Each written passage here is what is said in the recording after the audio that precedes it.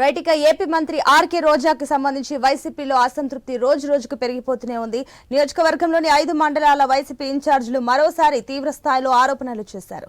రోజా రాజకీయాల్లో iron leg అంటూ నిప్పులు చెరిగారు. రోజా భర్త ఆమె అన్నదమ్ముల తీరును తప్పుపట్టారు. రోజా భర్త సెల్వమణి ఏపీకి చెందిన వ్యక్తే కాదని, అలాంటి వ్యక్తి తమనెలా విమర్శిస్తారని ప్రశ్నించారు.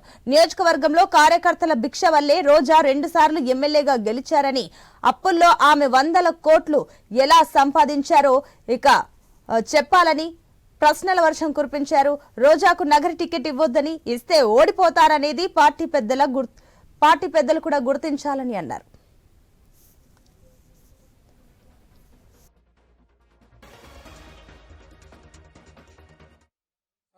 ఈ ప్రెస్ మీట్ కి రావడం జరిగింది. మా మంత్రి మాట్లాడలేక వాళ్ళ భర్త సెలవుమణి గారితో మాట్లాడించింది.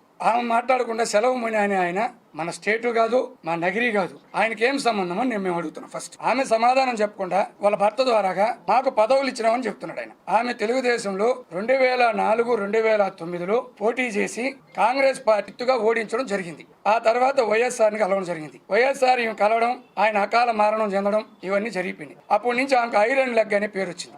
14 నుంచి 19 వరకు మా అందరినీ ఎక్కడ చూసినా 5 మంది అన్నలు నాకు ఈ నియోజకవర్గం ఉన్నారు. అటువంటి అన్నలు నీకెందుకు దూరం అయిపోయినారని నేను అడుగుతున్నా.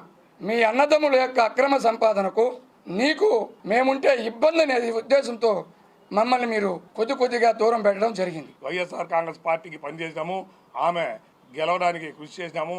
ఆమెకి పేరే ఐరన్ లెగ్ని పెడితే మేము గోల్డెన్ లెగ్గా మార్చడం జరిగింది. ఈ 64 బూత్తుల్లో పేర్లు తెలుసు, వాళ్ళ ఊర్లు తెలుసు. సెల్లుమణికి కానీ ఆమెకు కానీ వాళ్ళ అన్నదమ్ములకు కానీ రావడమే. వాళ్ళ అన్నదమ్ములు వీళ్ళు 5 మంది ఉంటే 5 మంది మనల్ని ₹1 కూడా సంపాదించుకున్నారు.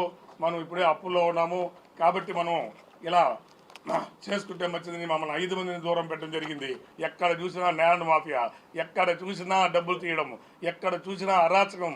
ఆమెకి ఎంతసేపైనా వీళ్ళని అనగదొక్కాలనే యోచనే ఉంది కానీ వాళ్ళు గెలిపించినారు, మనకు సహాయం చేసినారు. వాళ్ళని ఏదో మనం ఆదుకుంటామని